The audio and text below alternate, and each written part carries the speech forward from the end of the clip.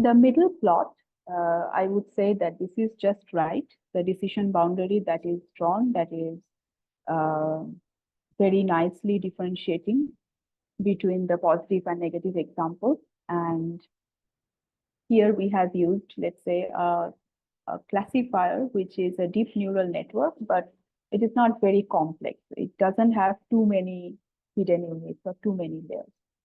And the right-hand side, this is an example of overfitting or high variance. This is, let's say we have used a very complex classifier, a deep neural network with many hidden units. So it is basically trying its best to draw a decision boundary, which will be absolutely correct. So there will be no crosses that lie in the left part of the decision boundary. So it is trying very hard to fit every single point in the training set, but it will not be able to generalize very well when you will try it in a dev or test set. So clearly, this is a 2D example, and we can visualize this in high dimensional problems. There is no way to visualize this, but we would still like to know if we have a high bias or high variance problem or not. So we need some metric that we can look at. Okay. So generally, what we do is that there are two key numbers to look at to understand if we have this kind of problem or not. They are training set errors. So how many times the classifier is making mistake in the training set itself, and the dev set errors. So let's say you are working on some classifier. Let's stick to our old example of cat classifier. And let's say that in the training set, you have obtained 1% error. And in the dev set, you have obtained 11% error, just as an example. This means that it is doing fairly well in training set, but doing poorly in dev set. So it is not generalizing very well. And we will say that this is a high variance problem. So high variance means this kind of problem that we were speaking of. Then the next one, let's say you change something in the classifier, you change some hyperparameters, and now you are getting 15% error in the training set itself and 16% in the dev set. So now it is doing poorly even in the training set. So this means that it is underfitting or high bias. The next one, after let's say you changed more hyperparameters, and now you are doing poorly in training set and also more poorly in dev set. So in this case, we will diagnose it as high bias and high variance both. So it is neither doing good in training set and it is not generalizing well in the dev set. And the last one, this would be the nicest scenario where you have very little error in train set and also very little error in dev set. Generally, the dev set error will be slightly higher, but this much is allowed. So we will say that this is low bias and low variance, and performance is okay. So now, generally what we do is that when we try to train a neural network, first we look at the performance of the training set and we check, is there an underfitting issue there? Is there a high bias issue there? And if the answer is yes, then the way you can fix it is that you can try a bigger network. So the complexity of your network needs to increase a little bit. Number of parameters need to increase a little bit to solve the underfitting issue. Or you can also try to train it longer. That just means you need to have more iterations in gradient descent. Now, if you manage to solve the underfitting problem, then look at the dev set performance and ask that, is there a overfitting or high variance problem or not? If the answer is yes, then the way to solve that is that you need more data if possible. Sometimes just accumulating more data is not possible. In that case, you can use something called regularization, which we will discuss today. So now moving on to regularization, let's discuss this for logistic regression, and then we can discuss this for neural network. So we had previously we had this cost function J, which was a function of the parameters W and B, and this was the form of it. And now for regularizing, what we're adding a new term, which is lambda by 2m. And then this is the L2 norm of the W parameters and the square of that. Here lambda would be a hyperparameter. And this is how the L2 norm is defined. So it's basically W transpose W. This is the term we are adding. Regularizing only the W parameter is fine. There is no need to regularize B, which means that there is no need to add another term like this for B. So this would be enough. For neural network, now the cost function is function of W1, B1 for layer 1, W2, B2 for layer 2, and so on until WL, BL. So it is more complex now.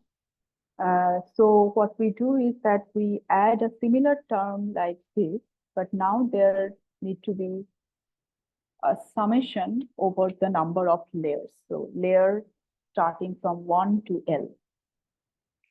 But this is also the similar kind of regularization. Instead of calling it L2 norm, there is a separate name that is used in statistics. It's called Frobenius norm, but essentially the idea is the same.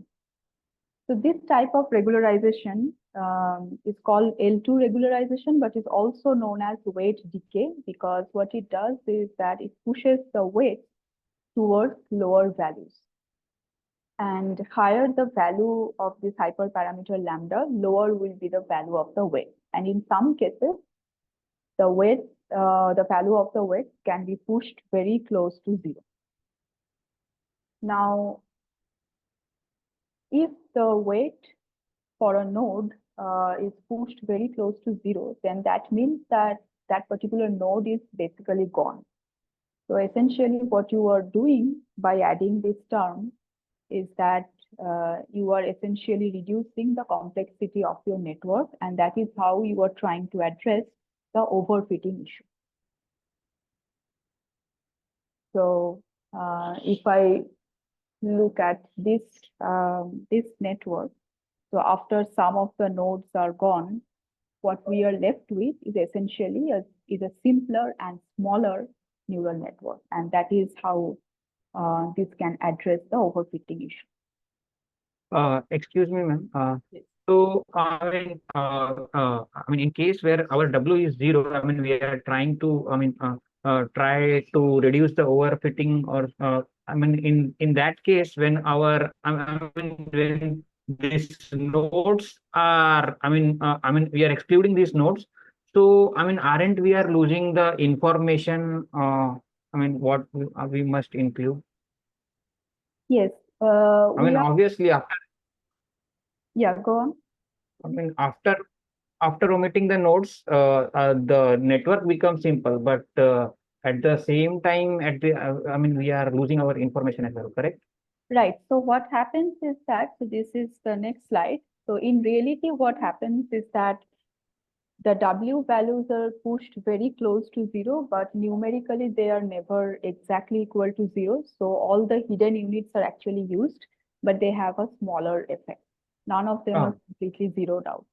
So this was an easy way to visualize what exactly is happening, but this is only approximately correct. But you are right that sometimes, so this is the next slide, so next kind of, so there are many kinds of regularization. One regularization is called dropout regularization, which we will discuss in a moment. So there we actually exclude some nodes, and we can lose some information in that way, but it is always a balance between underfitting, overfitting, and getting it just right. So if you are clearly overfitting, then you have to compromise this, and you have to get rid of some parameters to fix the overfitting problem. I have a question. So regarding this losing information, so how do I decide that which how many layers are needed to need that I'm not losing any information? Yes, this is something I will discuss, but since you asked, let me just quickly say that there are some classic networks that are available.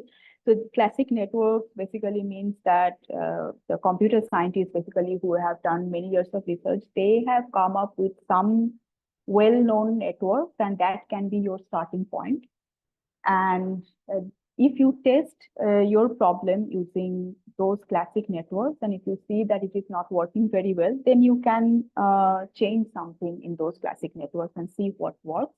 That is one way to go about it. Or you can, since the number of layers and number of hidden units, these are hyperparameters, you can just start from a basic guess and then tune all the hyperparameters and come up with a network.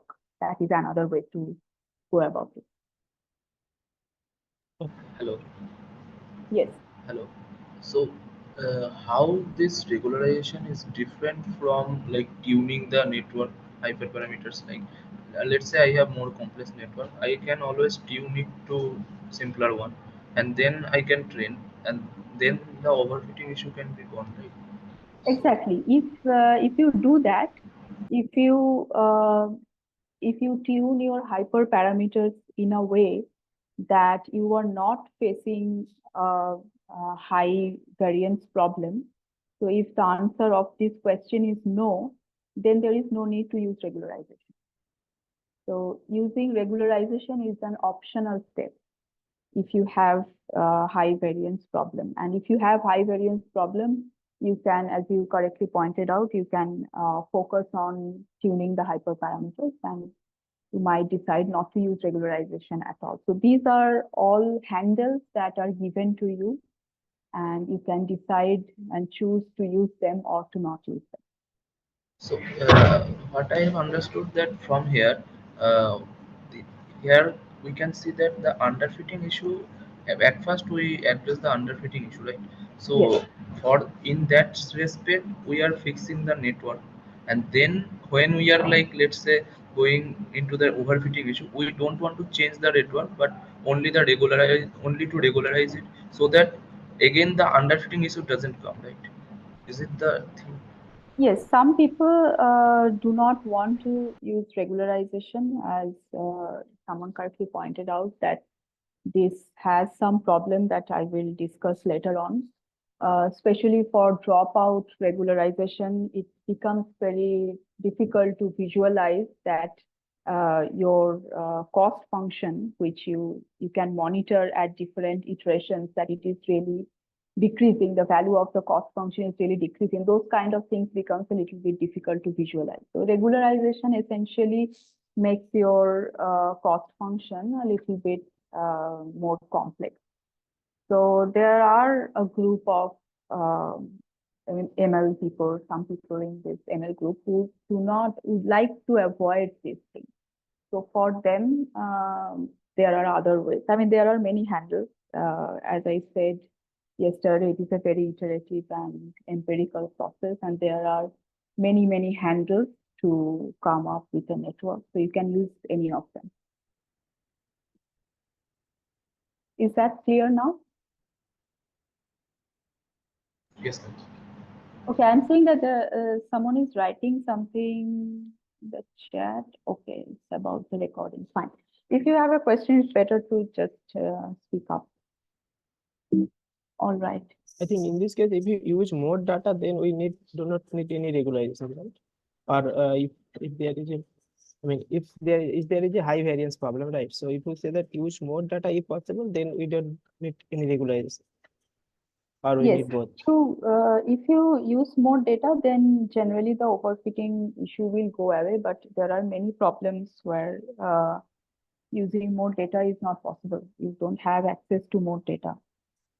Then regularization is important. Okay, so now, yeah, so another way to look at it is that, so one way to look at it was that if W is becoming very close to zero. Hello? Yes.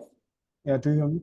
Okay, I might missed the discussion. So I have one question. Yes. So this regularization basically this set the this nodes or the words to 0. I mean, for some of the words for a complicated model. Yes. But I couldn't understand like how does it do? Like, is it a random process? Like, I mean, can we set the different nodes to be 0 according to us, or it's a random process? It will be a random process, and in this particular kind of regularization, which is L2 regularization, it will not be exactly 0. So let's say one of them becomes very close to 0, and that means that node will have a smaller effect. It will not be completely gone. Okay, and is it like layer dependent, or on different layers or different nodes will set to 0, or also it is random depending on the layers also? It will be random because there is no way for you to decide that, okay, only make this WL 0 and keep that WL. So there is no way to decide. You add this term and then internally it will happen.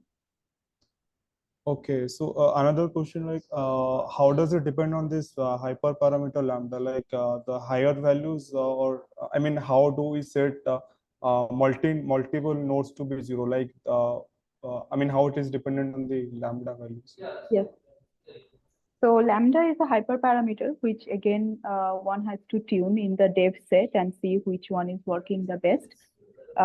So the general intuition is that if you set the value of lambda to be a little bit on the higher side, then the weights will tend to become even more low. But generally, lambda is something that you have to figure out by trying some values. So it's Okay, just so a hyperparameter. You have to tune it. okay, thanks. Okay, so then one way to look at it was the nodes being mostly gone, not completely, but mostly gone. Another way to look at it is that when W is very small, then Z is also small because Z is directly dependent on W. So that means that the node will mostly operate in the linear region of the activation. And it will generally, the network learns complex things utilizing the nonlinear part of the activation. But if the value of W is very small and it is only operating in the linear region, that means the network will be more simple. So this is another way to look at it. W is also related to B, right? I mean, sorry, Z is also depends on B. So this B is also small, or we can. B, we are not tuning B here. So W are much more in number. There are more parameters, more W parameters than B, and we are only tuning W when it comes to regularization. Okay. I mean, that if W is small, then how do I know that the Z is also small? So there is also B depend. Z is what is the expression of Z? Z it also depends on W plus A. Yes. So let's say your Z is dependent on two things. And if one of them is smaller, then Z will be smaller than what it was before, right? If I Z mean, is small, yeah, if W is small, then no, if I you say mean, that if W is small, then Z is also small. That is what I'm saying. yeah, I mean, none of these statements are like true for each and every case, and it is never possible to know what exactly is happening inside a network.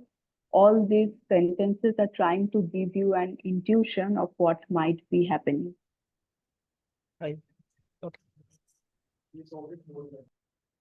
Okay, so then another kind of regularization, if you don't want to use L2 regularization, then another option is dropout regularization, which is also used pretty often. And let's say that you have this neural net at the left, and let's say that this one is overfitting your data. Then what dropout does is that it drops some nodes randomly to achieve a simpler network. And it does that for each training example. So it will drop different nodes at different times. It will not drop a single node every time, because you never know, maybe the node that is being dropped, maybe that node is important and it is learning some important features. So that is why one node is not dropped every time. It will randomly drop different nodes to reduce the complexity. There are various implementation of dropout that is possible, and I believe this will be discussed in one of the tutorials. But it is not necessary to implement dropout by hand, because it's already implemented, and the one we normally use is called inverted dropout. But I will not discuss the details of the dropout or inverted dropout, because the details are not very important here. The exact implementational details are not very important here. So I will just say that the dropout works very well when you have a overfitting issue. So that's all about regularization. Then there are another way that people sometimes use as a regularization technique, but this is not all the so-called regularization. This is not a so-called regularization technique, but sometimes people use it for regularization. So it is called data augmentation. So as I explained before, if you have an overfitting issue, you can use more data. But let's say you do not have more data, you have already used all the data that you have. So then you can augment your data. So let's say you have a original image of a cat, you can flip the image, so it's still a cat. You can rotate the image and then zoom it a little bit, that is still a cat. So then you feed all these images to your network. And in this way, you now have 3 times more data than you had originally, and sometimes this helps to solve the overfitting issue. It is also done for this image, this digit detection. So you have this digit 4, and then you rotate it and apply some other filters, and they are all still 4. So there are some other techniques as well, which are not discussed here. Those can be discussed when you will actually implement something by hand. That is called early stopping. This is also used sometimes. Okay. Okay, some tips and tricks. Since we have been saying from the beginning that all of this is like a guidance of how to solve some of the problems that you might face. So sometimes one guidance or one tips might not work. So these are assorted kind of tips and tricks. So let's say one of the problems that can happen is that let's say your input features have very different scales. Let's say you have x1, x2, x3, where x1 is between 1 to 10, x2 is between 1 to 2000, and x3 is, let's say, 0.1 to 0.2. So very different ranges. In that case, it becomes very difficult for the network to learn properly, especially the gradient descent step becomes difficult. And sometimes what people do is that they scale the input features in a way that they are all normalized. So basically the mean is subtracted, and then you can also divide by the variance. Then they become kind of in the same range. So this is one thing that you can try if you face any problem in training. Then very deep networks sometimes suffer from vanishing or exploding gradient. So in that case, you can try to initialize the weights carefully.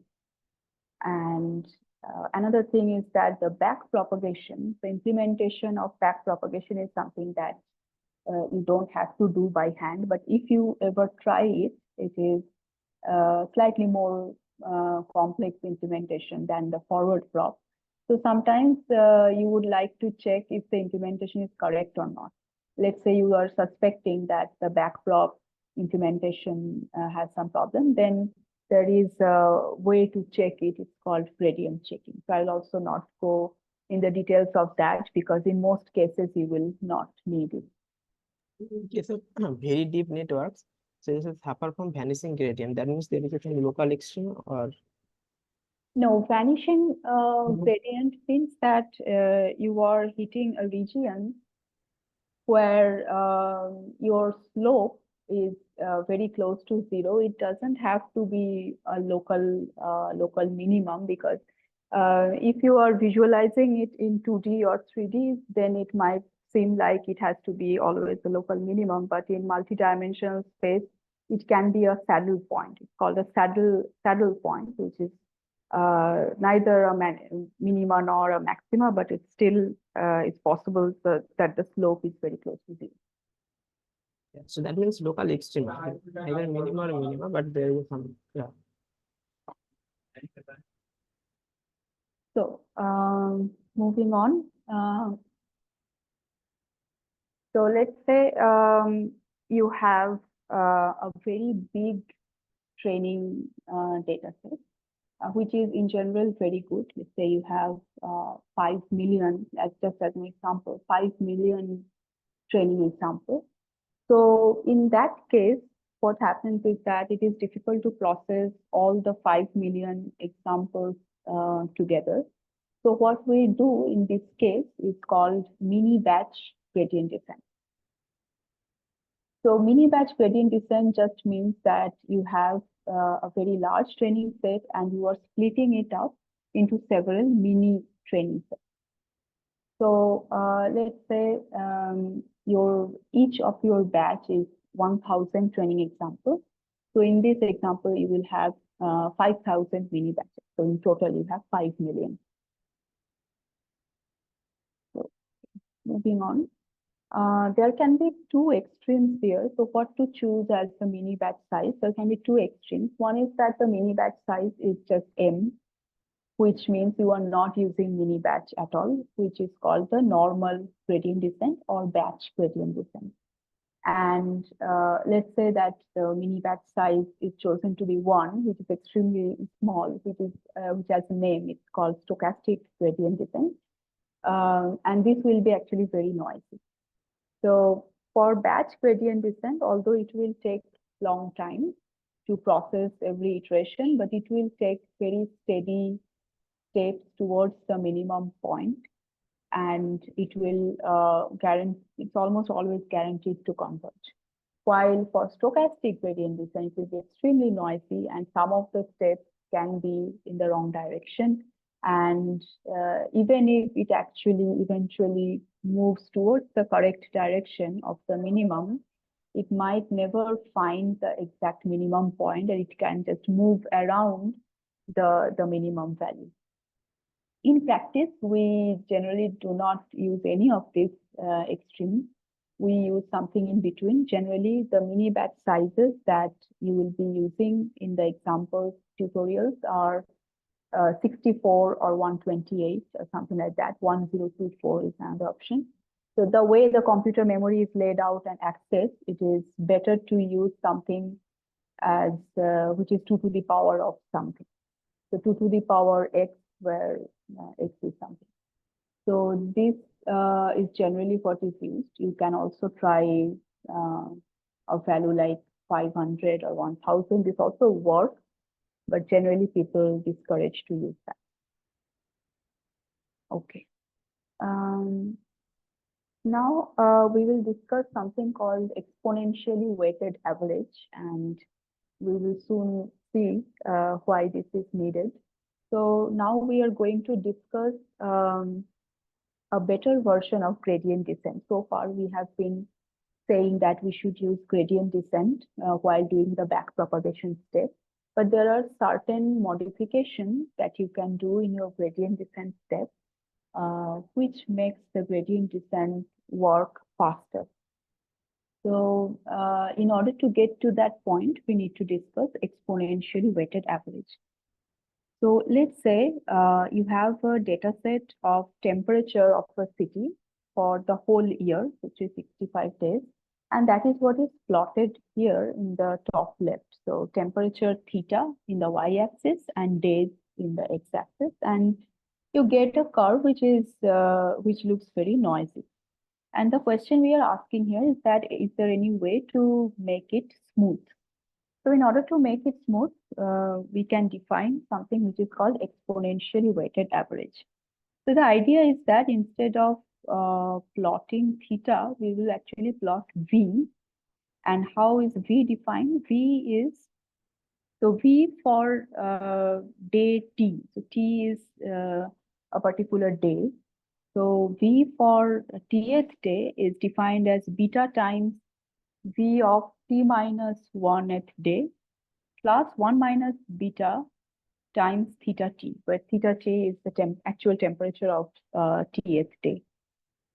So this is how it is defined, but when you will start, then V0, so 0th day, V0 has to be initialized to 0, and then from V1 onwards, this equation can be used.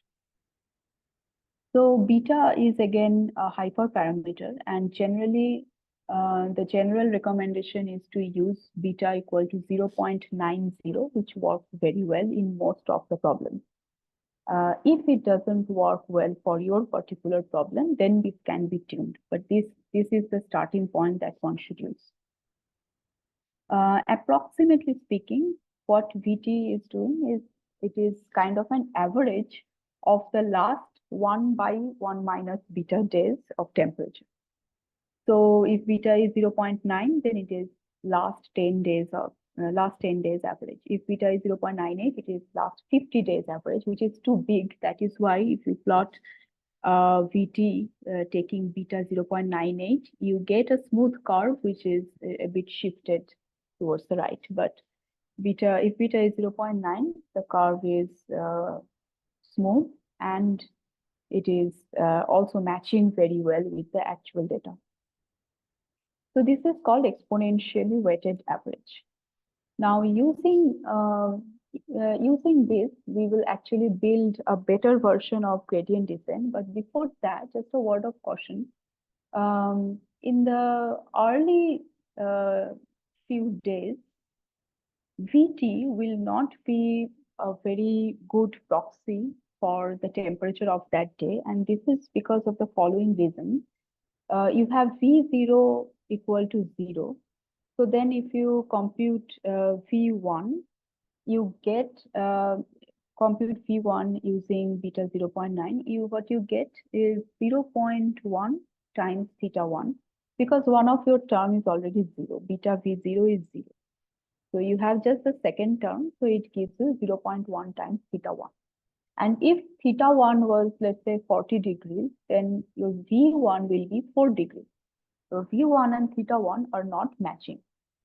However, just note that this problem will happen only in the early part, so only the few days here, and this later corrects itself.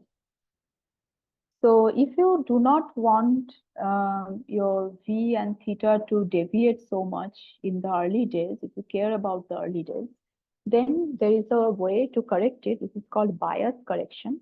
So instead of using VT, you can use VT divided by 1 minus beta to the power T. And if that is plotted, then you will see that the bias problem is solved. That is not shown here, but this can be checked. So now we are ready to have an optimization algorithm that works better and faster than gradient descent. This is called gradient descent with momentum. So just like before, we will compute dW and dB as usual. As you may remember, dW was the derivative of the cost function with respect to W, and same for dB. So dW and dB are just variable names. And then what we do is that we compute the exponentially weighted averages of dW and dB using the equations that were given in the previous slide. So in this case, they will look like this. So beta times VDW plus 1 minus beta times DW. Previously, this was the theta or the temperature. Now it is DW variable. So you do the same for dB, and then this is how you will finally update your parameters. So previously, for gradient descent, we were doing replace W by W minus alpha times DW, and instead we are now doing replace W by W minus alpha times the exponentially weighted average of DW, and this works better.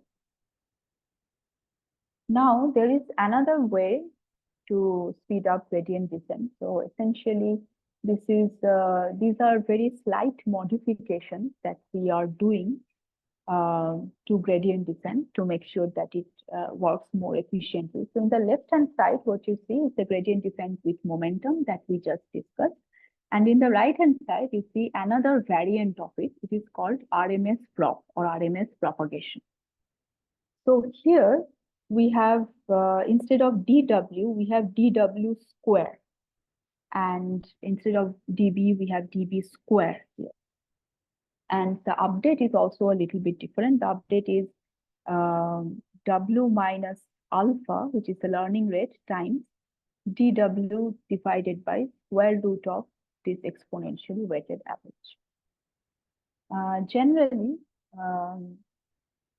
since we have used VDW to denote this thing, gradient descent with momentum, we generally use the different variable name instead of VDW. Generally use SDW and SDB here.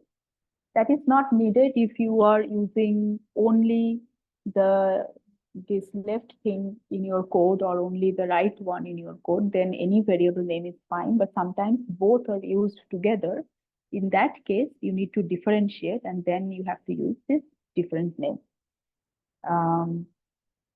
So what it actually does is that sometimes normal gradient descent with certain value of alpha, which is the learning rate, takes steps like this to reach the minimum. So it is actually going towards the right direction eventually, but it has some noise. And the noise can be reduced if you use gradient descent with momentum or RMS prop, and it has been seen that the noisy structure is reduced. Then what we generally do is to combine these two algorithms. Both of these algorithms bring something new to the table, and combining these two algorithms, what we get is called Adam optimizer. And this Adam optimizer is what most people use these days as an optimizer.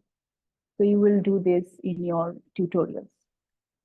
So Adam optimizer, so Adam means adaptive moment estimation. Here, you compute VDW, VDB, SDW, SDB, just using the equations shown before. So I forgot to mention one thing, that when we do gradient descent with momentum, we generally avoid the bias correction.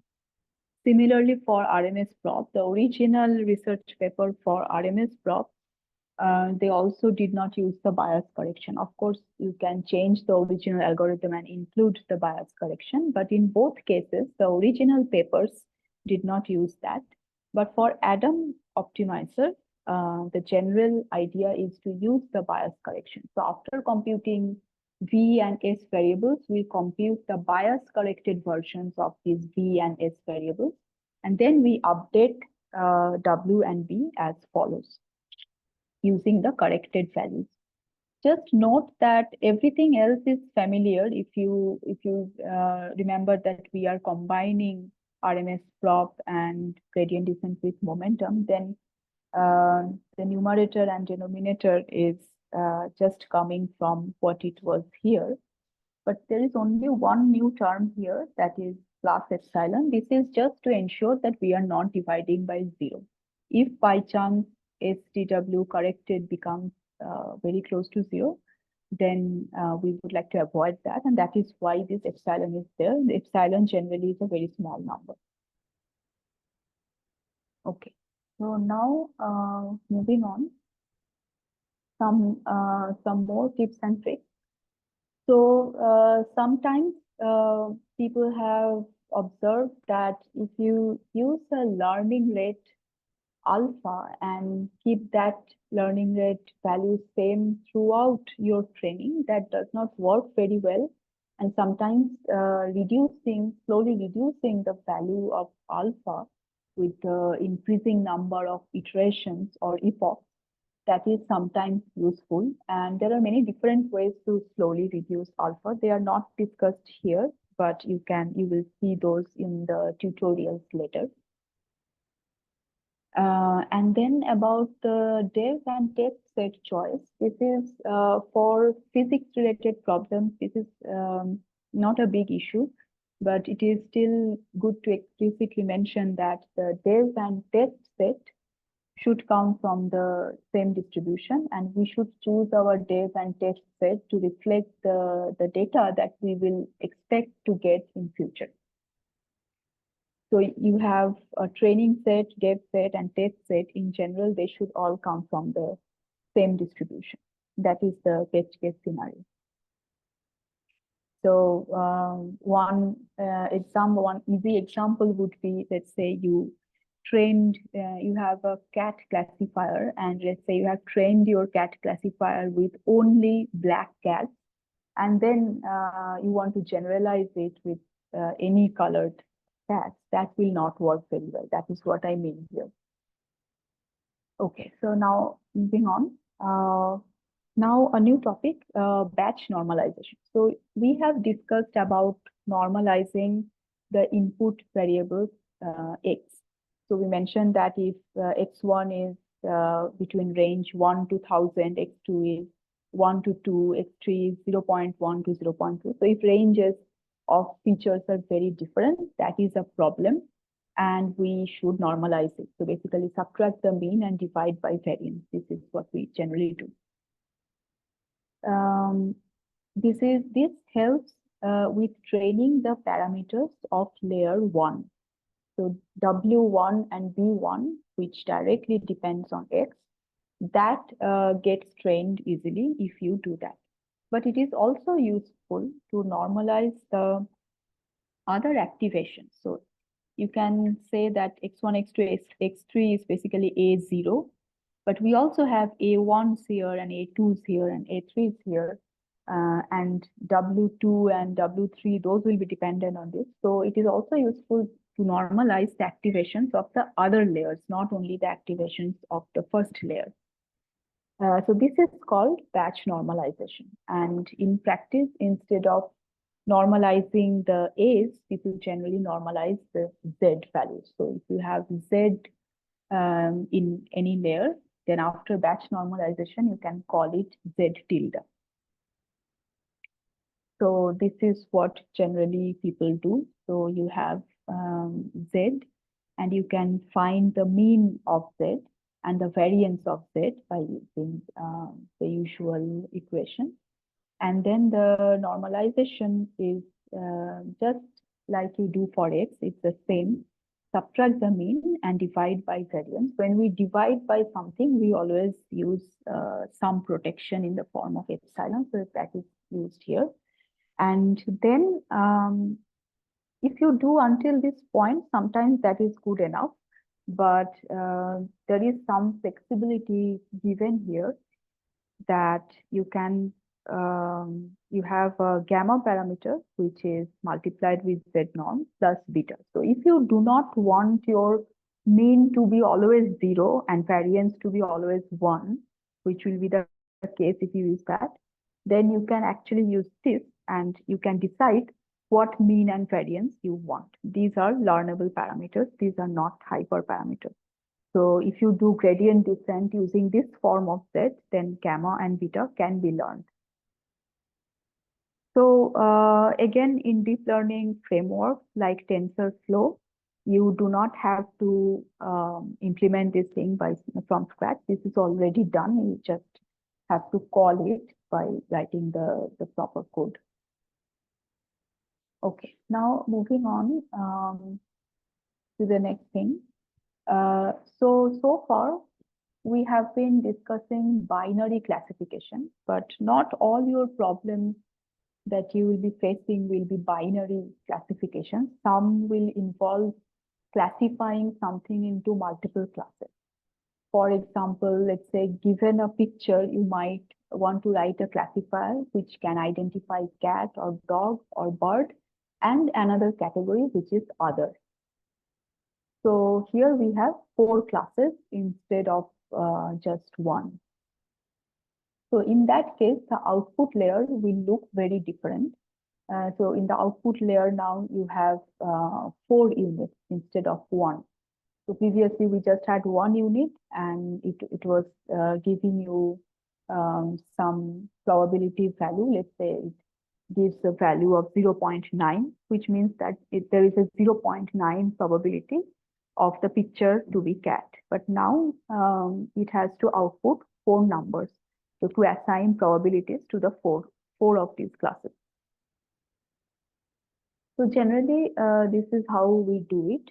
So the activation for the softmax layer is very different.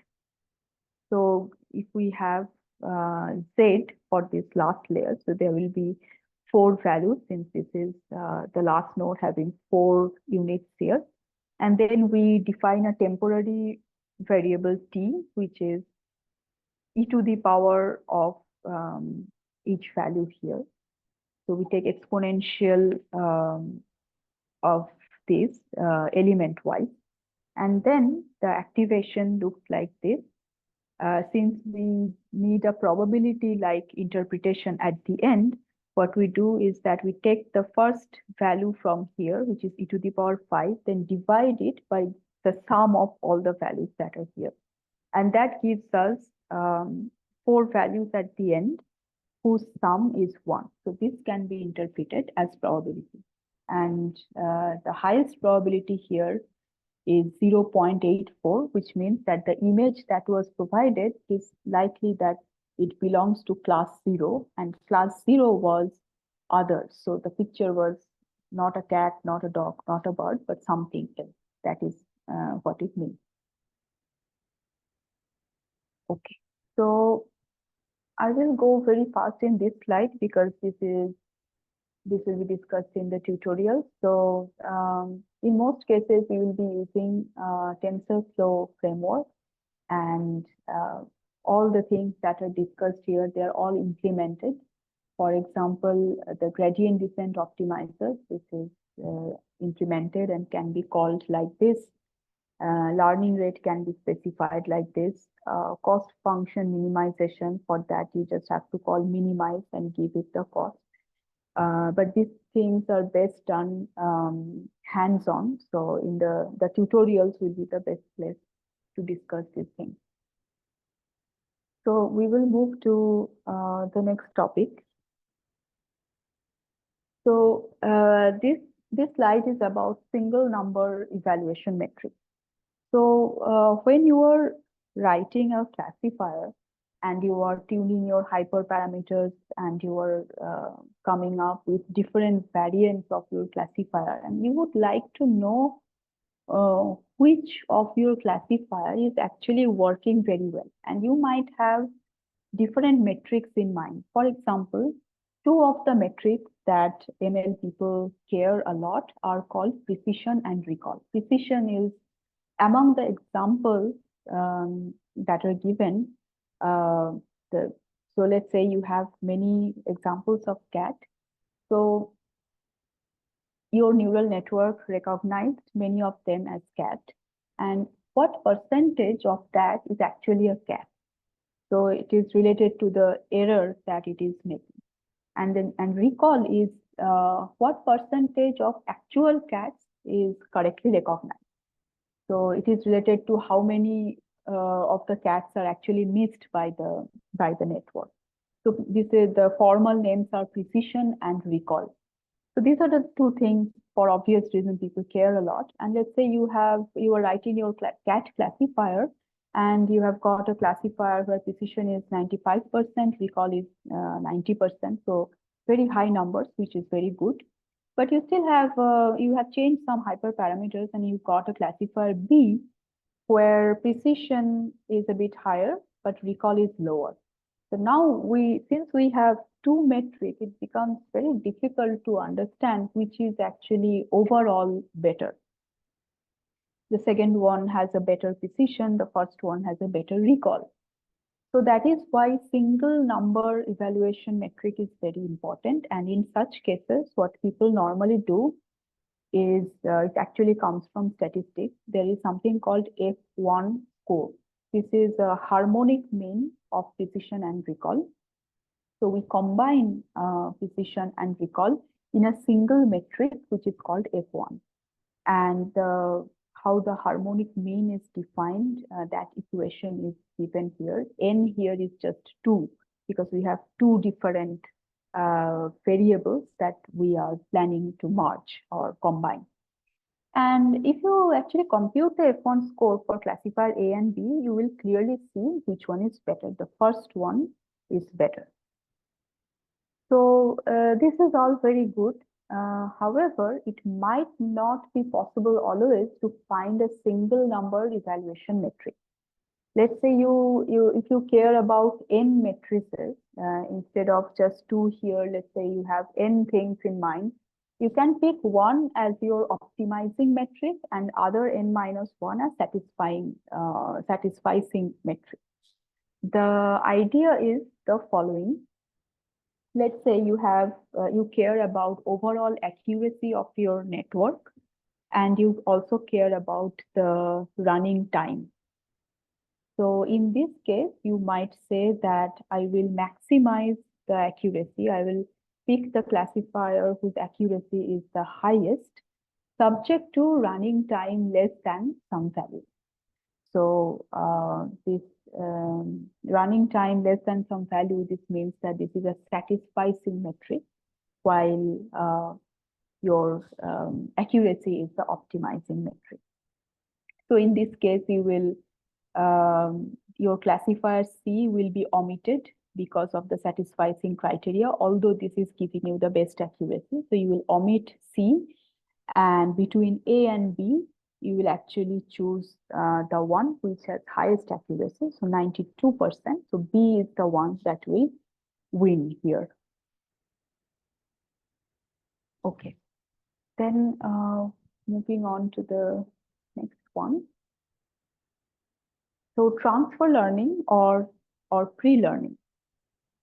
So let's say you have trained a model for one task, and let's say a lot of effort went into tune the hyperparameters and to accumulate a lot of data. So it is a lot of work to properly train a model. So you might want to use that model for another task as well. And indeed, this is something which is often done in machine learning. So a model trained on one task can be used as a starting point for a model on a second task. This is particularly true for image-related things, and it can also be useful for other things.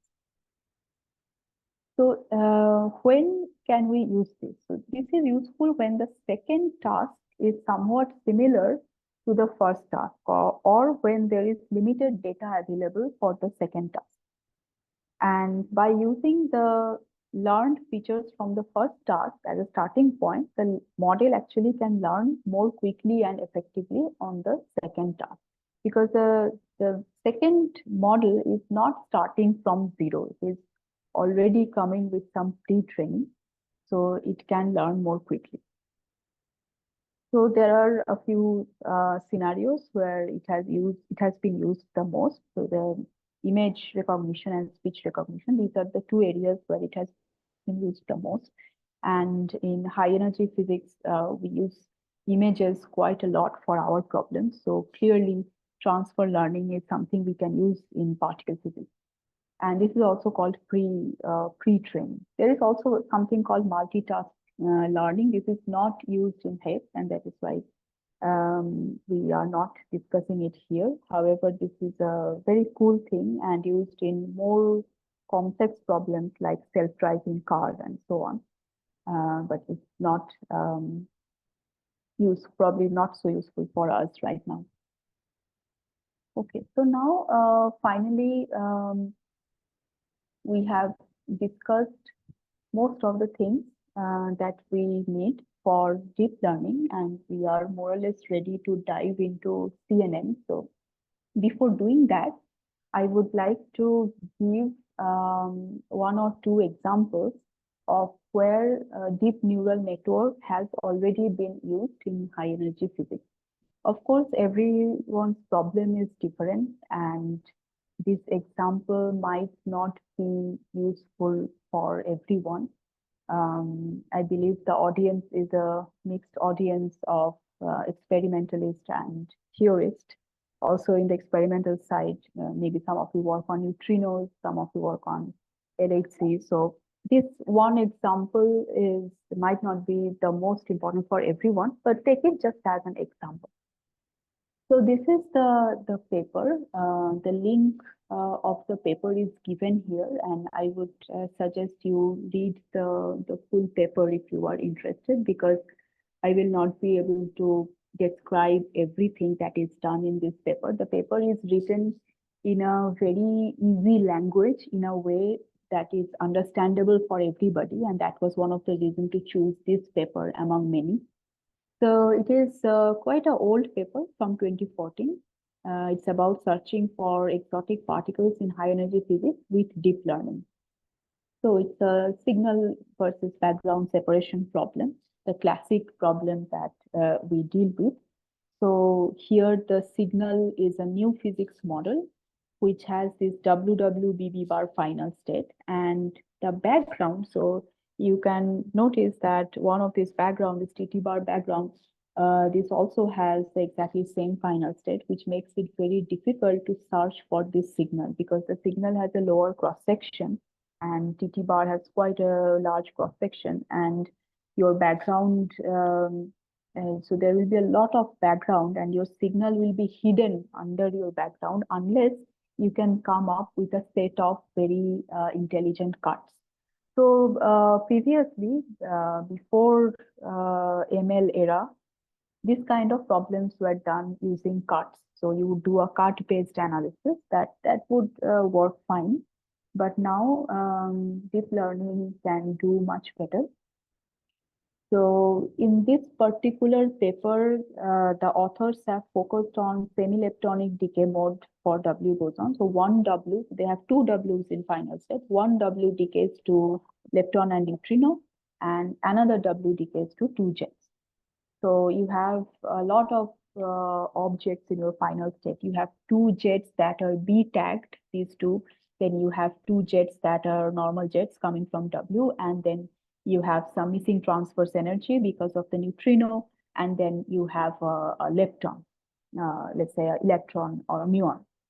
So a lot of things in the final state, and you can construct a lot of variables using the kinematics of this, and you can read the details of it. So they have used some low-level variables and some high-level variables, and then they have trained various kinds of networks. So two of them are shown here.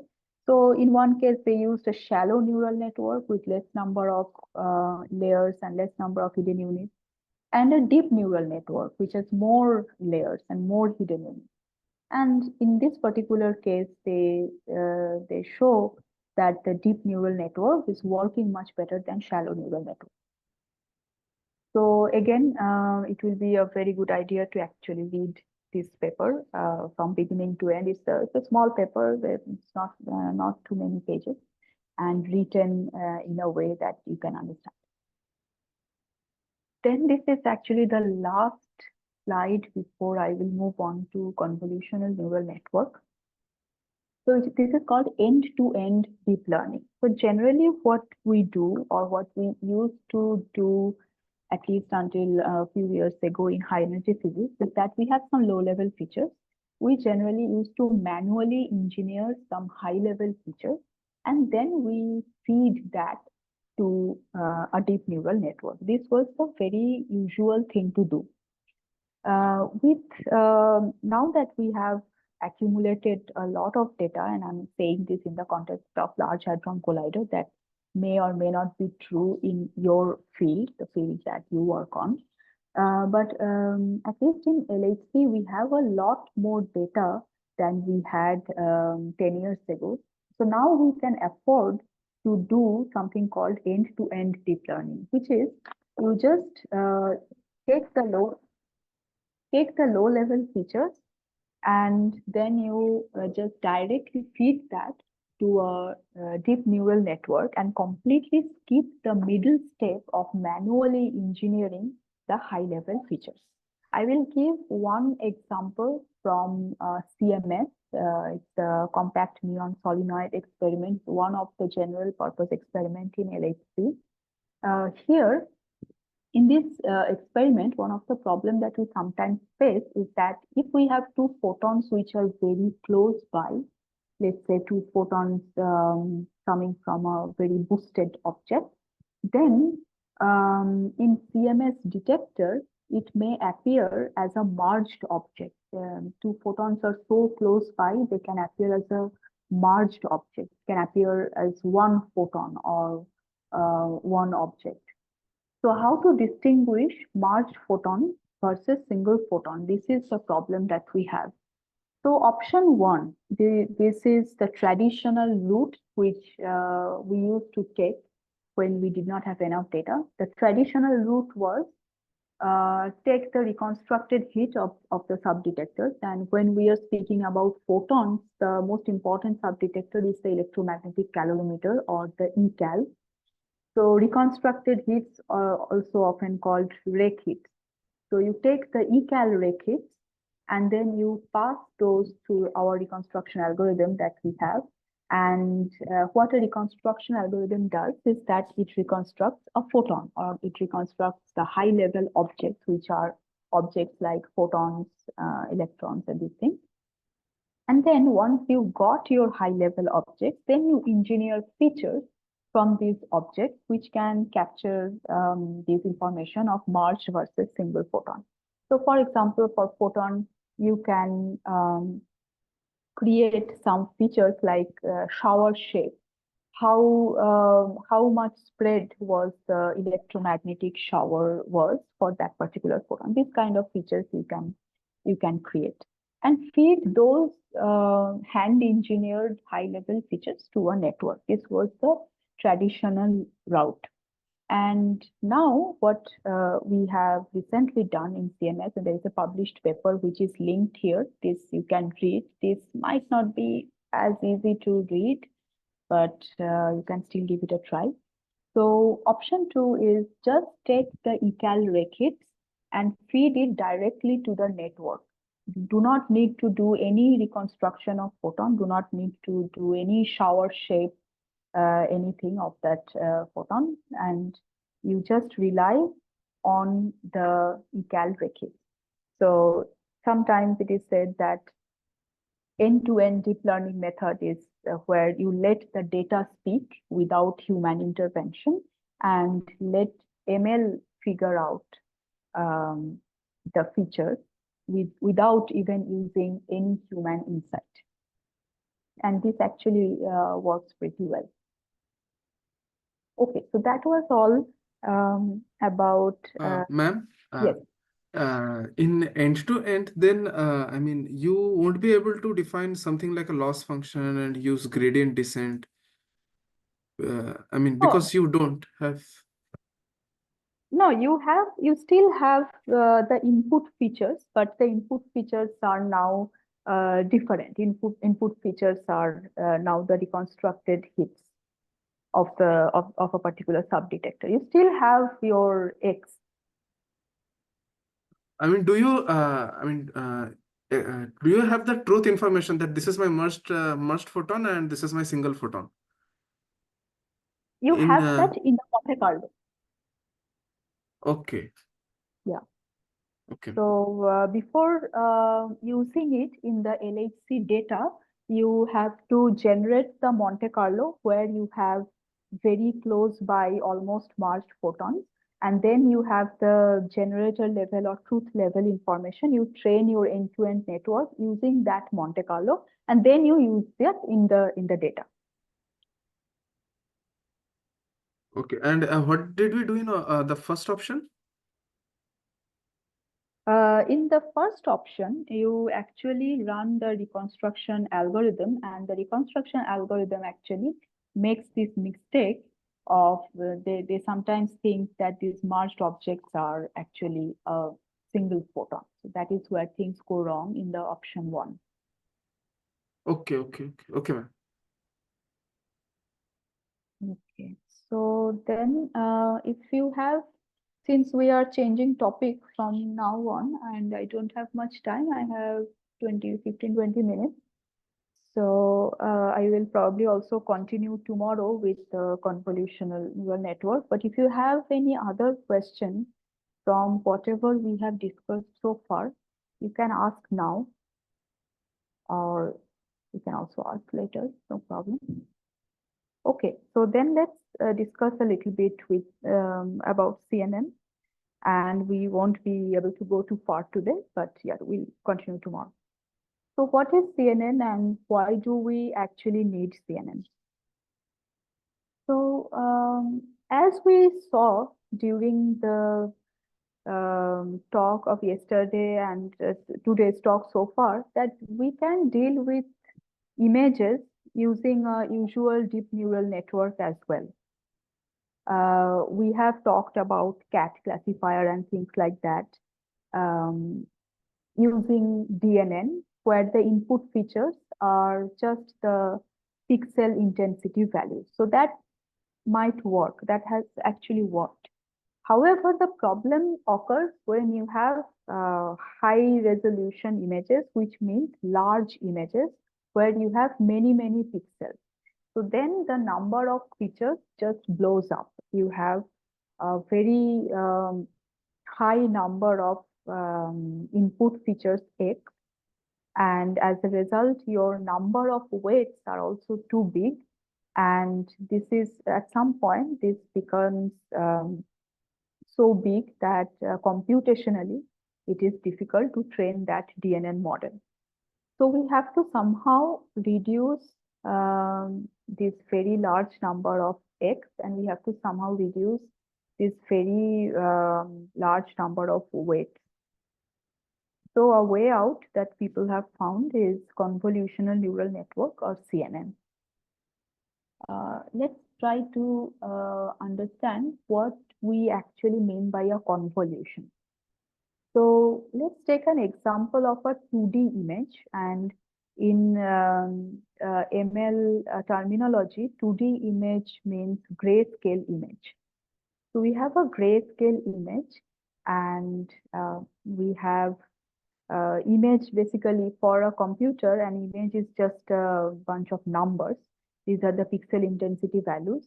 So it's a n cross n matrix of some numbers. What we do for convolution is that we take a filter, which is f cross f. F is usually an odd number, and each filter is chosen in a way that it will be able to detect some feature of the image. For example, the example that is given here, 1 1 1 0 0 0 -1 -1 -1. This particular form of filter will be able to detect vertical edges in the original image. And so we have a 6x6 image, a 3x3 filter. Sometimes people call it a kernel as well. What we get is an output matrix. You can also call it an image, but it's not clear what happens to the image after we do this convolution operation. So the image actually shrinks, and the output that we get is 4 cross 4. Or if we generalize it, the output is n minus f plus 1 times n minus f plus 1. So the image shrinks. How the image shrinks, that is described in the next slide. So the convolution operation is basically taking that filter and you place it at the top left corner. So you have the original matrix values here. So you and you have the filter values here. So what you will do is you will multiply element wise. So 3 times 1 plus, so element wise multiply and then sum. So 3 times 1 plus 0 times 0 plus 1 times minus 1 plus, and you go on like this. So once you element wise multiply and sum, you get one number, and that one number is written at the top left of your output matrix. Then you move your filter by one step to the right and do the exact same operation of multiplying element wise and sum, and you get another number. You write it here, and you keep doing that. And in the next step, when you have reached here, you will go down one step, and you keep doing that. And at the end, what you get is the output, which is 4 cross 4. So you shrink the image. So that was the main idea, that you had too many parameters and too many inputs in your system, and you wanted to have less of those. So you are successfully managing to shrink your image and shrink the inputs and parameters. So it is going in the right direction. Now, I mentioned that this particular filter will detect a vertical edge. It might not be very obvious. So let's try to take a simple example. Just note that this example is really overly simple, and it's not exactly what happens. But in order to give the intuition, I have chosen an overly simple example. So let's say you have an image which is like this. You have white at the left and gray at the right. In terms of numbers, that will be some high value at left and 0 at the right. So the contrast is changing in the middle of the image. If you do the convolution operation with this 3 cross 3 matrix, using this original 6 by 6 matrix, we generally never use 6 by 6 image, by the way. We generally use 64 by 64. But let's say for simplification's sake, this is how it is. So what we get is a 4 cross 4 matrix where there will be some high values in between and some low values towards the left and right. So this basically means that it has detected an edge in the middle part of the input image. If you are wondering why, because the middle part of this image, there is a sharp change in contrast, whereas in the output, where we claim that an edge has been detected, there is a very broad region which is white. This is because your filter size and your image size is not very different. The image is too small. If you use a very large size image, then the edge detection works very nice, and you will actually get a very thin white line here, indicating that that is the region where contrast has changed or vertical edge has been detected. Similarly, if you had blackish area at the left and white area at the right, then it can also detect that. So this is the vertical edge detector, which is in the form of a filter. Then moving on, we would like to recognize very complex patterns in images. So we would like to have a filter for horizontal edge detector, and also very complex kind of thing, like an edge which is at 30-degree angle, 40-degree, and all these kinds of things. So horizontal edge detector is probably, you can already guess how it would look like. It will be 1, 1, 1 at the top, then 0, 0, 0, and then -1, -1, -1. But in general, instead of hand picking these numbers, people can also treat them as some parameters which can be learned during the time of training. In most cases, people just live with these filters which work very well. There are also other filters. You don't have to always use 1 and 0 and -1. You can also use higher values. But people have tried many options and then came up with a value that works. So it's totally okay to just pick those filters. And then moving on. So there are two problems that will happen if you do what I just described. One is that convolution clearly is shrinking the image. So you can only do the convolution only a few times, because if you start with a 64 by 64 image and at every step of convolution your image is shrinking, then maybe after 4, 5 times, 6 times, your image is so small that you have to stop. And it is not guaranteed that you will be able to learn everything that you wanted your network to learn in those 5, 6 steps. So that is one problem. Another problem is that the pixels that are at the corner, they are used less. Imagine that we are putting our filter here, and then we are putting our filters towards the right and then at the bottom. So this cell here, which is at the top left, this is used only once. Same for this top right cell, used only once. So in case some very important information is there in this cell, very important information, if it is present at the side of your image, corner of your image, then the network will not be able to learn that very well.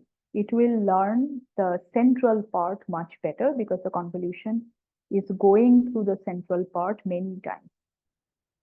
So these are the two problems. So the solution is that before using the convolution, so before doing the convolution step, you pad the image.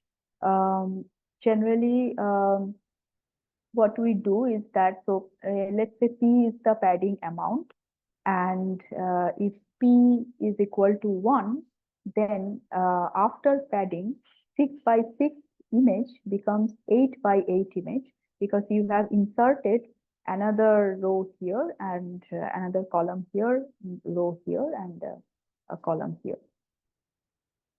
So if you have a 6 by 6 image and you pad it by adding zeros at every side of it, and then you apply convolution, then you get back the output size of 6 by 6. So the size is retained. Generally, when you pad with 0 values, so that you are not adding any information. So 0 is one of the most neutral values that you can use. So this is called padding. Here it's just a 6 cross 6 image, and we are showing here how a 0 padding will look like. Okay. So now moving on to the next one. There are two terms that you will encounter when you will try to implement it in any framework, say TensorFlow. One is called valid convolution, and another is called same convolution. Now the names are, I won't say that the namings are very good, because it's not very clear what it means just by the name.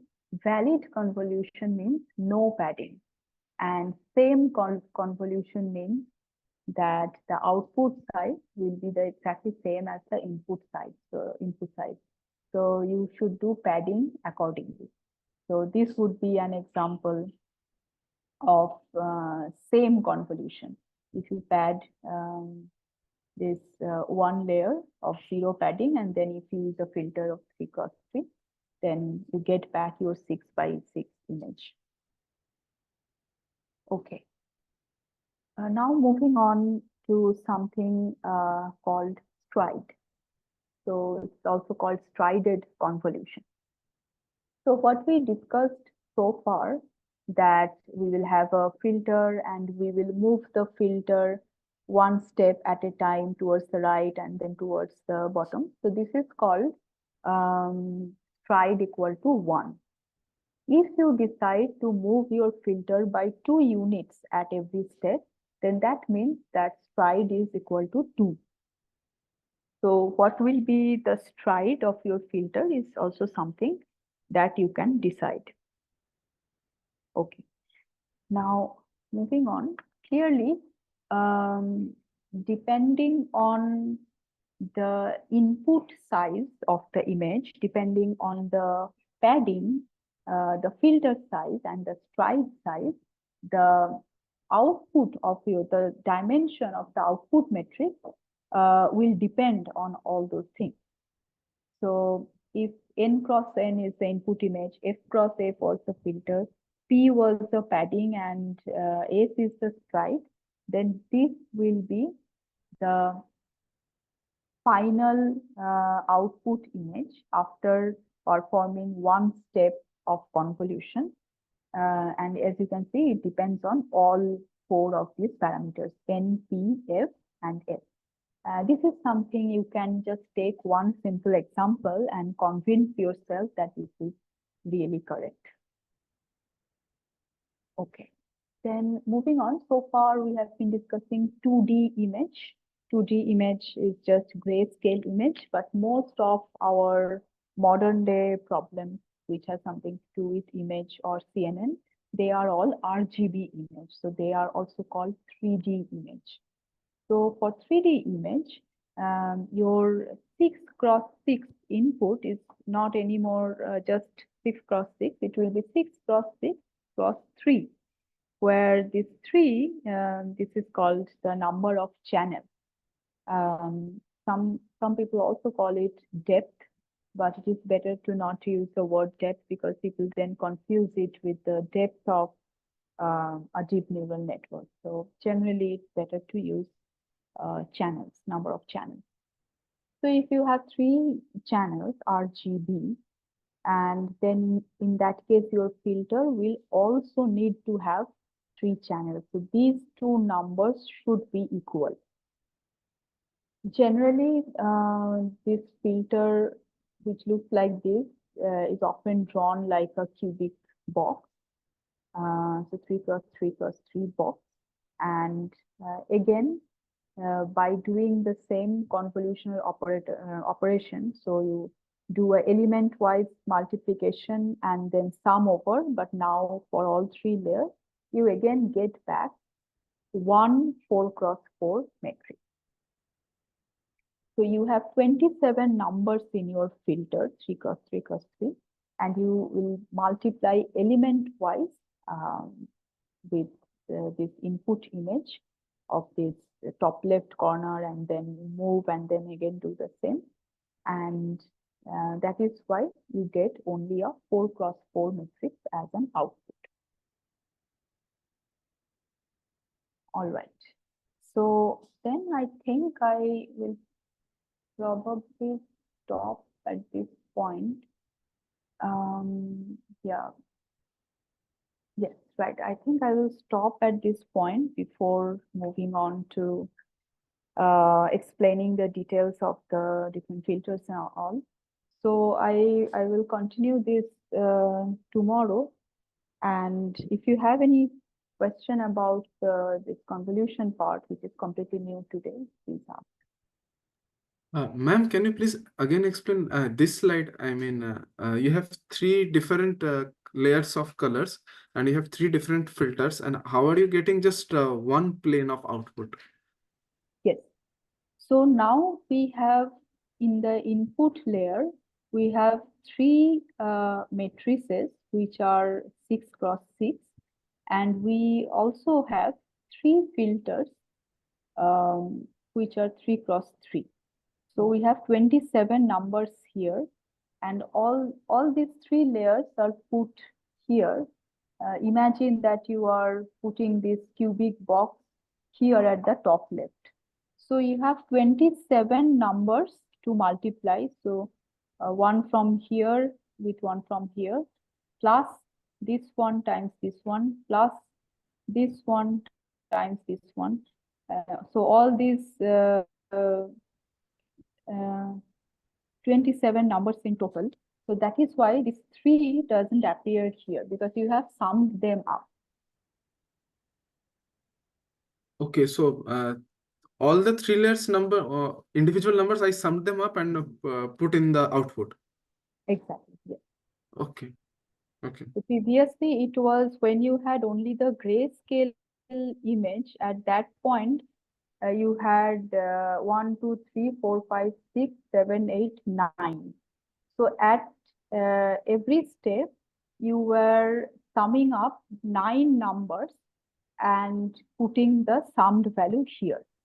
Here you are summing up 27 numbers and putting the summed value here. Okay.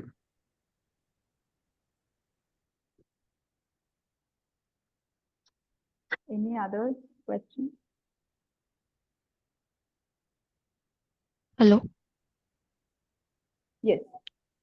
When you described about the filter, so we can choose whatever size of filter we want, right? That should not be square matrix always, or is there any bound? Generally, what we do is that, so of course, there were research about this in the domain of computer science, and we just use the recommendation that they make. So generally, what people use is a filter which is which has odd values here. So 3 cross 3 or 5 cross 5 or 7 cross 7. These are the general values that I have seen that people use most. There is one very striking exception where you use 1 cross 1 convolution. So your filter is just 1 cross 1. That is something that we can discuss tomorrow, but that is a general recommendation. What I'm asking is here our input image is 6 cross 6. I mean, if I consider grayscale, it is only 6 cross 6, Yes. right? Yes. Let's go back. Yeah. Yes. So it is 6 cross 6. So I'm using 3 cross 3 filter. If my image is, let's say, 6 cross 7, then we will use again 3 cross 3, or we should move to 3 cross 4 or something else like. So generally, what we try to do is that to use a filter size which will in general fit in here in every step. And also for the input image, people generally try to stick to square metrics in most cases. So if you, I mean, it is not very difficult to make a square image, whatever problem that you have, because if you have 6 cross 7, then the other dimension where you do not have 7, the 7th layer, you can just say, I will put all zeros there. Something like that can be done. So Okay, so generally, in that case, we can add that padding in one side or something like that, right? yes, generally people just try to use a square matrix to begin with and a square type of filter. Okay. And this number allocated in that filter 1 1 1 0 0 0 minus 1 minus 1 minus 1. Yes. Is that any specific reason to choose this number, or can we free to choose any number suitable, or how do we choose if we can? Right. So there are 3 things that you can do. One is that since this particular form is to detect a vertical edge, the idea is that to use 0 in the middle and some positive value at the left and some negative value at the right. So this is the simplest possible form that is something you can do, or you can use 10 here or minus 10 here or 20 here minus 20 here. These all seem to work. There is no problem of using any of that. And the third option would be to use this. So you say that I do not know what is my best feature detector, and I just want to learn those parameters, and the neural network itself should tell me what is the best value. Okay. Okay. Thank you. Hello. Yes. Hello? So, so what would be the optimal value of a kernel? Like if we go for low dimension, will it lead to the overtraining? Can you repeat the question? I didn't catch that. So, what would be the optimal dimension of this kernel? I mean, if we go for this low dimension, will it lead to the overtraining? Okay.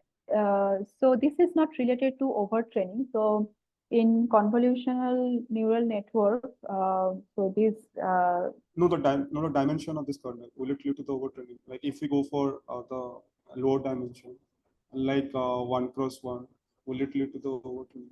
no, it will not. Actually, the concept of overtraining for CNN is a little bit different than DNN. The filters, what the filters are doing, it is actually shrinking your image. It is actually in turn will decrease the amount of complexity that you have in your network. So using a filter, generally it never leads to overtraining. Okay, for example, if we have a 64 cross 64 image, but our kernel size is 3x3, then we have many more overlapping squares inside the 64 cross 64, right? So in that case, it kind of we are training it, we are evaluating the numbers repeatedly. I mean the same numbers. So is that Yes. kind of overtraining? No, that doesn't lead to overtraining. What happens is that you actually, in order to learn what the image actually has, the image will have very complex patterns. You actually need many different such filters. This one will only detect the vertical edge, and you need many such filters which will detect other patterns. And it is actually a good idea to go through this image many times so that it can actually learn. So instead of overfitting, what it actually does, it helps the network to learn the complex patterns and image. Okay, so then it's a good practice to go through multiple times. Yes, actually, in tomorrow's lecture, I will discuss in more detail. Today, there wasn't enough time to go into the detail, but this overtraining thing and all these details of CNN, I will be able to discuss tomorrow. Okay, thank you.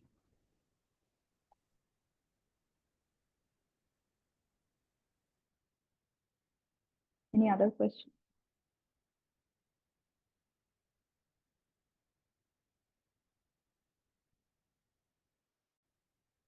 Okay, it doesn't seem like there is any other question.